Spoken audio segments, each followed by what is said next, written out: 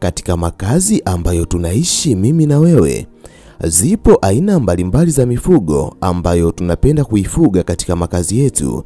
Kwa mfano, ng'ombe, mbuzi, kondoo, mbwa, paka, kuku, bata au kanga. Hii ni miongoni mwa mifugo ambayo asilimia kubwa ya wanadamu hupendelea kuifuga katika makazi yao.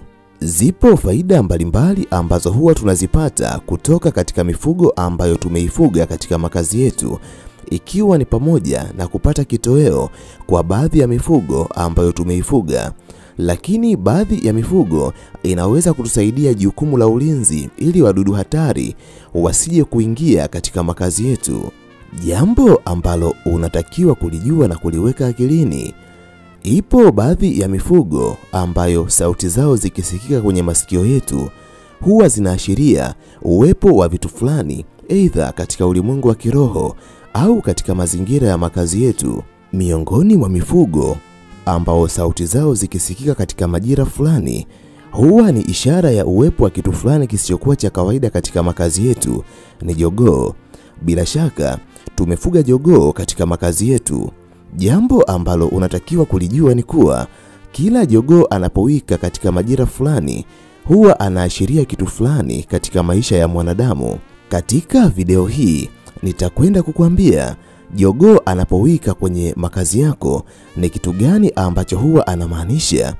Kama na wewe ni moja kati ya watu wanaotamani kujifunza kuhusiana na jambo hili, basi video hii imetengenezwa mahususi kwa ajili yako.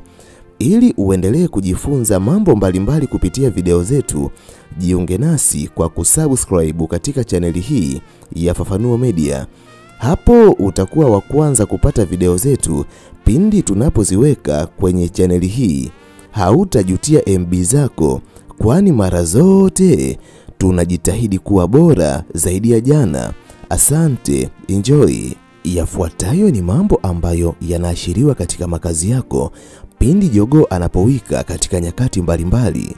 Namba 1, jogoo anapowika huwa anamkumbusha mwanadamu juu ya makosa ambayo ameyafanya kwa Mwenyezi Mungu. Asilimia kubwa ya wanadamu, jogoo wanapowika kwenye makazi yao hawafanyi lolote kwa sababu wanachukulia hali ya kawaida, lakini jambo ambalo unatakiwa kulijua, miongoni mwa maajabu ya jogoo ni kuwika kwake, kwani kuwika kwake huwa kunamkumbusha mwanadamu juu ya makosa ambayo ameyafanya kwa Mwenyezi Mungu. Zipo nyakati ambazo unaweza ukawa unafanya vitu visivyompendeza Mwenyezi Mungu, na kila unapokuwa katika makazi yako jogoo anawika. Jambo ambalo unatakiwa kuliweka akilini ni kuwa kuwika kwa jogoo huyo kuna kukumbusha kumrejea Mwenyezi Mungu. Yapo maandiko katika kitabu kitakatifu cha Biblia ambayo yanaeleza namna ambavyo mmoja kati ya wanafunzi 12 wa Yesu ambavyo alikumbushwa na jogoo kuhusiana na makosa ambayo ameyafanya, na hapo akajuta sana, akaamua kutubu na kumrudia Mwenyezi Mungu. Si mwingine ni Petro. Hata kabla ya Petro kufanya usaliti wa kumkana Yesu, Yesu alikwisha mwambia, kabla ya jogoo kuwika mara 2 utanikana mara 3. Kweli, alipoulizwa kuwa yeye yuko pamoja na Yesu, alimkana Yesu. Alipoulizwa mara ya 2 tena, alimkana Yesu, lakini jogoo akawa amewika mara 3. Kitendo cha jogoo kuwika mara ya 3, hapo ndipo kumbukumbu zake zikamrejea kuwa amefanya dhambi ya kumkana Yesu. Petro akalia sana na kuomba toba, kwani alijikuta amefanya kitu kwa ajili ya kujitetea mwenyewe, kwani aliamini kitendo cha kusema yuko pamoja na Yesu inawezekana adhabu ambayo Yesu alikuwa anapewa na yeye pia angepewa. Hivyo hata katika maisha ambayo tunaishi mimi na wewe, wakati mwingine jogoo anapowika inaweza kuwa ni ishara ya ukumbusho wa makosa ambayo tunayafanya kwa Mwenyezi Mungu. Kila jogoo anapowika, tafadhali rejea na tafakari makosa mbalimbali ambayo umekuwa unamtendea Mwenyezi Mungu.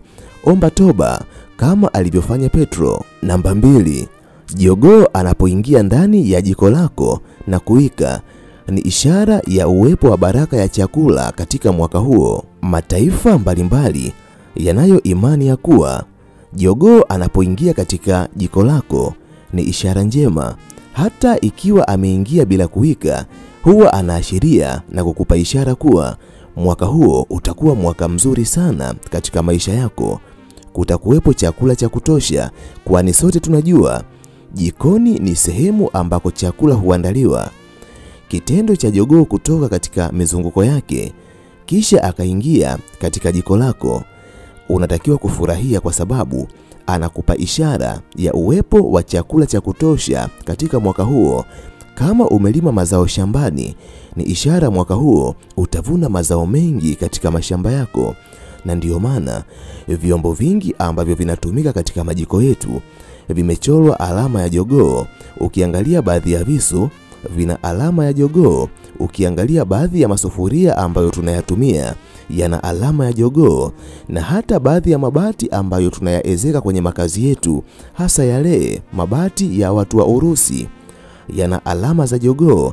Lakini vitu mbalimbali ambavyo tunavitumia katika makazi yetu, ikiwa ni pamoja na pasi za mkaa, zinakuwa na alama za jogoo. Unajua kwa nini? Ni kwa sababu wapo baadhi ya watu ambao hata wanapojenga nyumba mpya katika maisha yao humtanguliza jogoo na kumuacha mpaka atakapowika, kwani kitendo cha jogoo kuwika kwenye makazi yako inakuwa ni kama ishara ya kuvuta baraka katika makazi yako, na imani hii inaaminiwa sana na watu wa Urusi. Hivyo wakati mwingine hata jogoo akiingia kwenye makazi yako na akawika, usimshangae, analeta baraka kwenye makazi yako, anaondoa mikosi na nyumba yako inabaki safi. Namba 3, jogoo humkumbusha mwanadamu kuamka na kumshukuru Mwenyezi Mungu. Asilimia kubwa ya jogoo ambao tumewafuga katika makazi yetu wana kawaida ya kuwika alfajiri na mapema. Unajua kwa nini jogoo inapofika alfajiri kabla ya wewe kuamka wanawika? Wanataka usikie kuwa umeamka salama, na lengo la kitendo hicho ni kukutaka wewe umshukuru Mwenyezi Mungu kwa sababu amekuamsha salama. Kwani katika ulimwengu ambao tunaishi mimi na wewe, wapo baadhi ya watu ambao walitamani kuamka salama kama ambavyo umeamka wewe, lakini hawakuipata bahati hiyo, badala yake walipoteza maisha.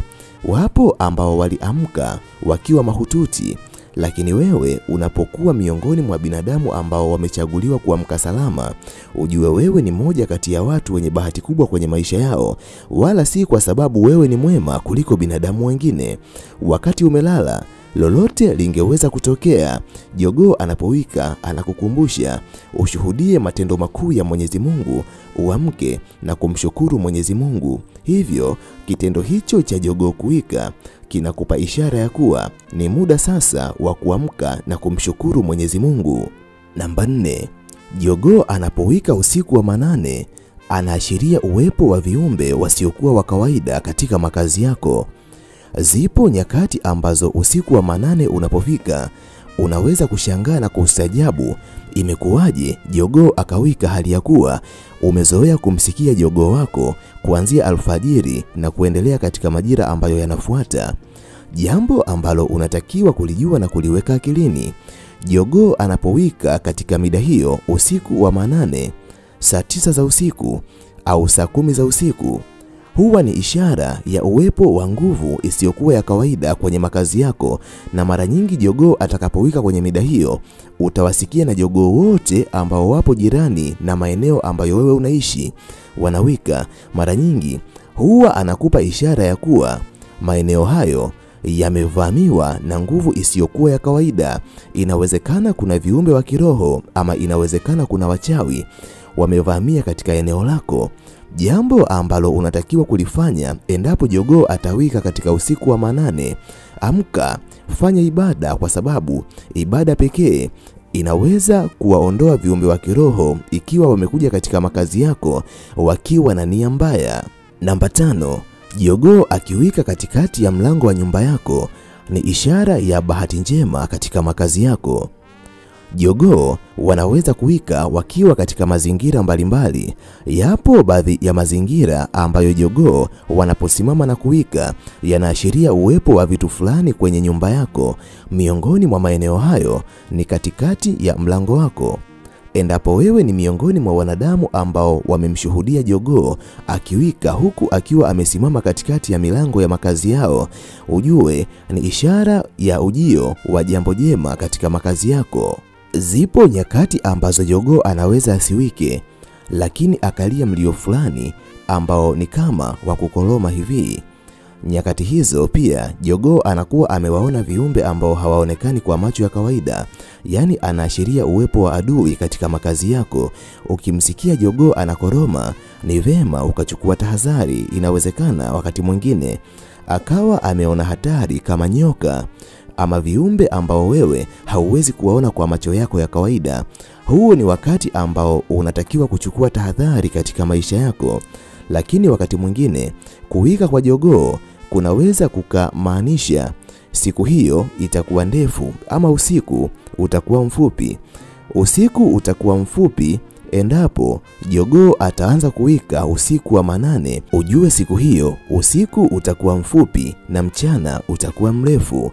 Lakini pia wakati mwingine jogoo anapowika huwa anamtukuza Mwenyezi Mungu. Ni ishara ya kuwa hata sisi wanadamu tunapaswa kumtukuza Mwenyezi Mungu kwa uumbaji ambao ameufanya katika maisha yetu. Mimi kwa leo ninaomba niishie hapa. Ninahitimisha nikiamini kuna jambo kubwa ambalo umejifunza kupitia video hii. Nikutakie wakati mwema na nimalize kwa kusema nawapenda sana sana zaidi ya sana. Asante, bye. Tukutane tena katika video ijayo.